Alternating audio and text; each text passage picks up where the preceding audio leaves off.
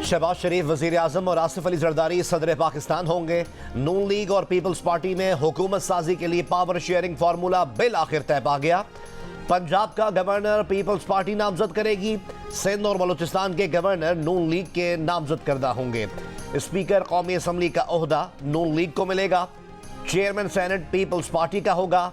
Deputy chairman senate नून और deputy speaker की कुर्सी पीपल्स पार्टी को मिलेगी। पीपल्स पार्टी वफाक और पंजाब में किसी भी मरहले पर काबीना में शामिल नहीं होगी। सूबा बलूचिस्तान में नून लीग और पीपल्स पार्टी की मुश्तरका हुकूमत होगी। वजीर आला पीपल्स पार्टी का होगा।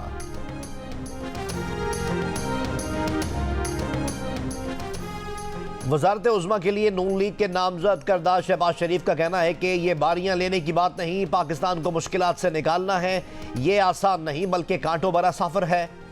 आसिफ अली जरदारी ने यकीन दिलाया है कि आने वाली नस्लों के लिए मिलकर काम करेंगे। ये भी कहा कि पीटीआई के पास हुकूमत बनाने के लिए मतलूबा नंबर्स नहीं है। अगर आज़ाद उम्मीदवार अपनी अक्सरियत दिखाएं तो इन्हें दिल से कबूल करेंगे।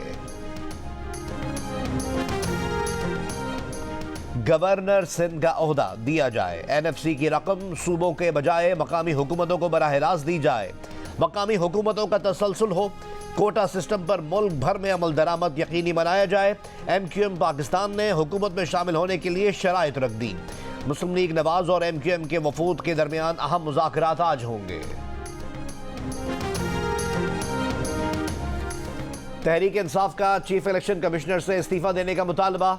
बानी PTI से मुलाकात के बाद बैरिस्टर गौहर ने कहा कि चीफ इलेक्शन कमिश्नर की जानिब से इस्तीफा देने का यह मुनासिब वक्त है। कमिश्नर पिंडी विसल ब्लोअर थे, उन्होंने बताया धांधली किस तरह हुई। बैरिस्टर गौहर ने कहा कि इलेक्शन कमीशन की जिम्मेदारी फॉर्म 45 की है। फॉर्म 45 के मुताबिक नताइज का ऐलान करके कौमी असम्बली का इजलास बुला लें। PTI के हिमायत याफ्ता 82 आज़ाद अरकान ने सुन्नी इत्तेहाद काउंसिल में शमूलियत के बयान हल्फी इलेक्शन कमीशन में जमा करवा दिए।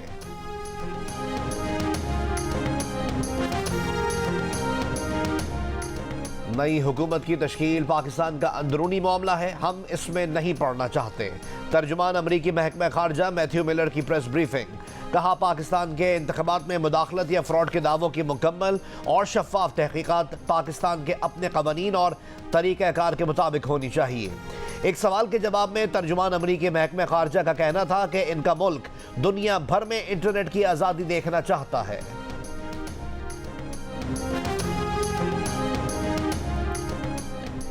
पाकिस्तान दो आलमी ताकतों के लिए मीटिंग पॉइंट हो सकता है, जंग का मैदान नहीं।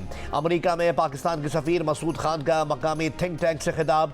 कहा अमेरिका और चीन ताउन के फ़रोग़ में पाकिस्तान अहम किरदार अदा कर सकता है। दोनों ममालिक पाकिस्तान के मुख्तलिफ शोबों में सरमायाकारी करें। इंसदाद दहशत गर्दी के दिफाई आलात और फाइनेंसिंग बहाली के लिए अमरीकी फैसलों के मुंतज़िर हैं।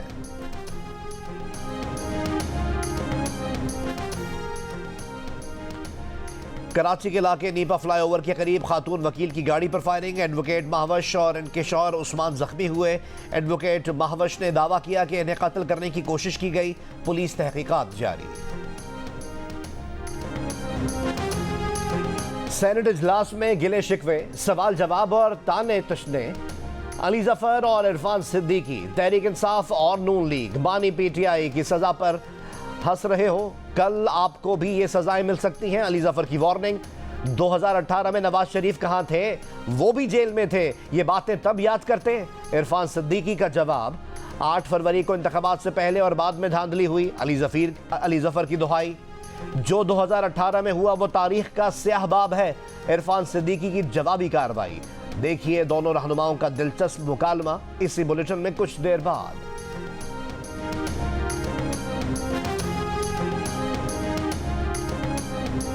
मुल्क भर में 4 रोज से सोशल मीडिया साइट एक्स की सर्विस मुतासर। घंटों बाद थोड़ी देर के लिए बहाल होती है, फिर बंद हो जाती है। बरतानवी नशरियाती इदारे BBC के मुताबिक एक्स की बंदिश के बारे में सवाल पर PTI के तर्जुमान की जानिब से बताया गया कि वजारत दाखिला के अहकामात पर मुल्क भर में एक्स को बंद किया गया था। अलबत्ता बंदिश पर ना PTI और ना ही वजारत दाखिला ने कोई बयान जारी किया। निगरान वजीर दाखिला गौहर एजाज ने इस बारे में न्यूज़ चैनल अल जजीरा के सवाल पर कहा वो ऐसी किसी बंदिश से लाइल्म है, ये मामला वजारत दाखिला के तहत नहीं आता।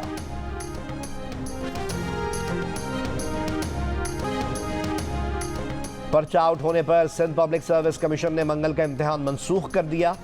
NED यूनिवर्सिटी कराची के ग्राउंड में बास तलबा का एहतजाज, पर्चे फाड़ दिए, टेंट उखाड़ दिए। एक उम्मीदवार ने बताया टेस्ट से पहले पर्चा आउट हो गया, जब इम्तिहान शुरू हुआ तो वही पर्चा था।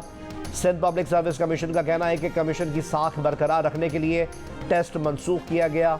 हैदराबाद में भी सब्जेक्ट स्पेशलिस्ट का इम्तिहान मुलतवी, तलबा का एहतजाज, सड़क बंद कर दी। गलियात, गिलगित बल्तिस्तान और आज़ाद कश्मीर में बारिश और बर्फबारी।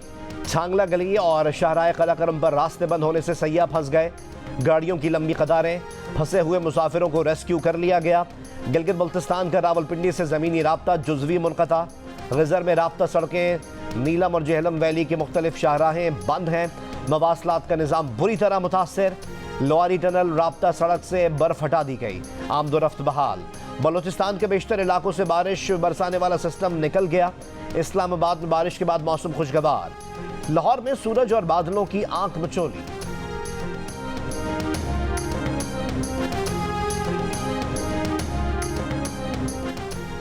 अमेरिका ने एक बार फिर गजा में जंग बंदी कराने की करारदाद वीटो कर दी।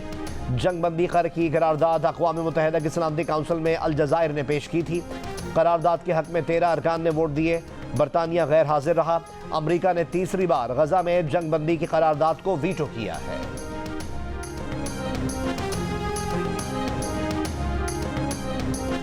शिमाली गजा में इस्राईली फौज की शेलिंग और फायरिंग, सहाफ़ी भी जद पे आ गए।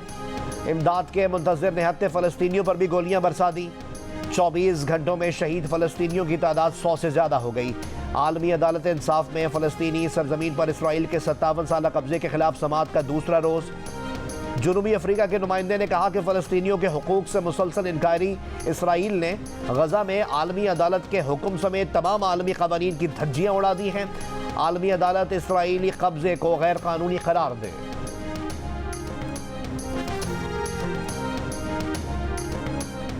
बरतानवी शहजादा विलियम ने गजा में जंगबंदी का मुतालबा कर दिया। प्रिंस विलियम का गजा तनाज़े में इंसानी जानों के ज़ियां पर शदीद तशवीश का इजहार। कहा इस तनाज़े में बहुत ज़्यादा लोग मारे गए हैं, जंग का जल्द अज जल्द खात्मा चाहते हैं। ये इंतहाई अहम है कि गजा में इमदाद पहुँचे और यरगमाली भी रिहा हो।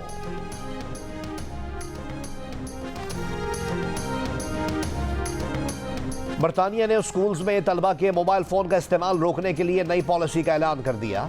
हुकूमत के मुताबिक पॉलिसी का मकसद क्लासरूम्स में तदरीसी अमल में खलल को कम करना और तलबा के रवैयों को बेहतर बनाना है। बरतानवी वज़ीर आज़म ऋषि सुनक ने पाबंदी की हिमायत में सोशल मीडिया पर वीडियो जारी कर दी।